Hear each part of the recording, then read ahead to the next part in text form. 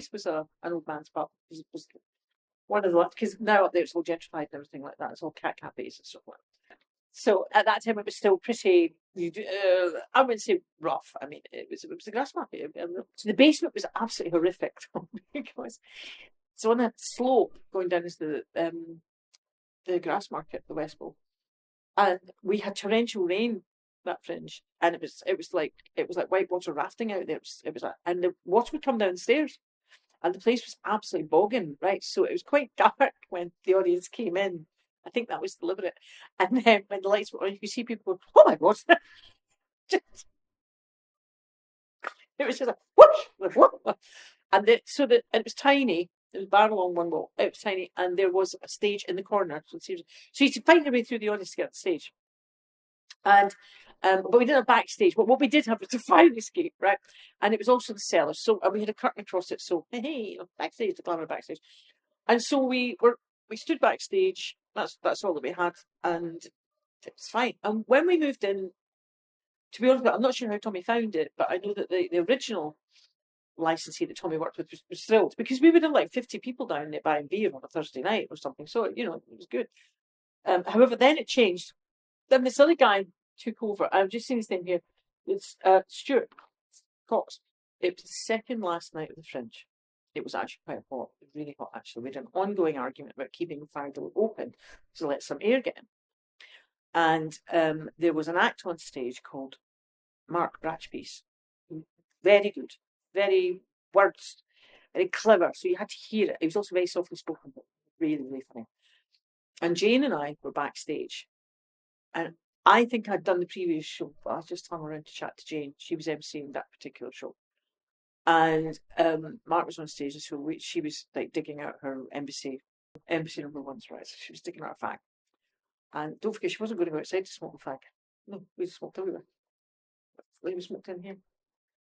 So we were chatting because Mark was so quiet.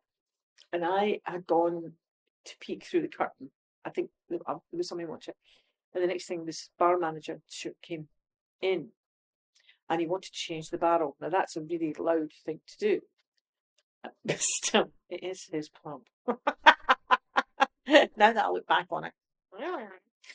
But Jane put her arm across the door of the cellar and said, and this is true, he'll be finished in a minute. He's actually going to be finished in a minute. He makes much noise.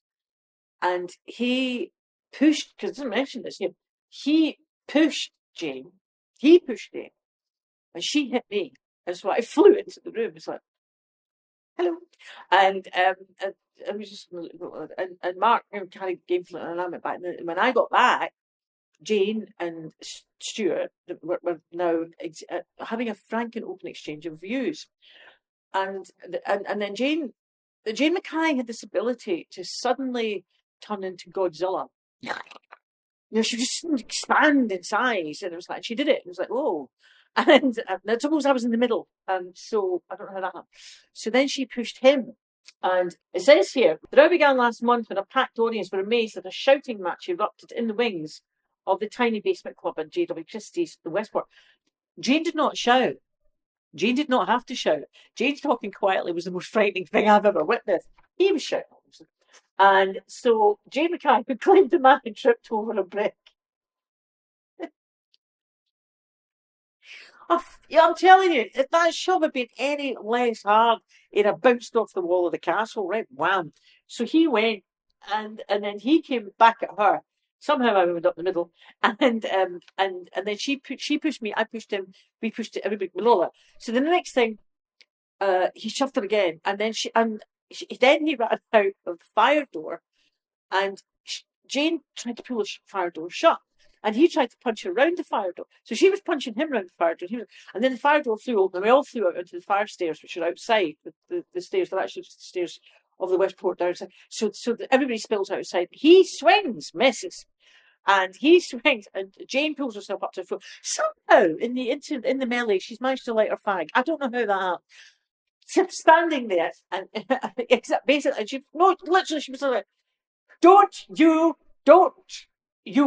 lay a finger on me. I am a 5-star reviewed actor, The Scotsman," which I thought was the most incredible self-defense technique I've ever witnessed. So he went, right, I'm getting the police and all this. So away he went. And she picked me up off the ground, which I thought was well, she trampled over me first, but never mind. And what are you doing down there, Miss Susie? Like it was something my fault. So we got up, and then the next thing, Tommy shot down the stairs. So it's what happened next. Mark goes off. The audience is bemused. Everybody's heard this. The fight's going on. Somebody's been flying in and out the curtain like some kind of magic act. What is it? And the door's flying open, and Punch's been screaming and shouting. So Jane goes on stage, and she said, "We're going to have an interval, but I'm not sure if we're coming back because I think we're going to get thrown out. And however, we're going to go with the interval, and we will have your headline act on. Anyway, headline act was Frankie Boyle. Frankie went on, and we were also going, and then Tommy came rushing back. He says, "Yes, one please, one from please." So he's like, right. He says, so what statements? And I went, "Yes, as a citizen, my duty." So Tommy says, "Oh, what? This is true." He said, "Oh, you must have got a real fright, and I'm just a little person, and have this whiskey." So by the time the police turned up, I could only communicate through the medium of sound effects. Oh, wow,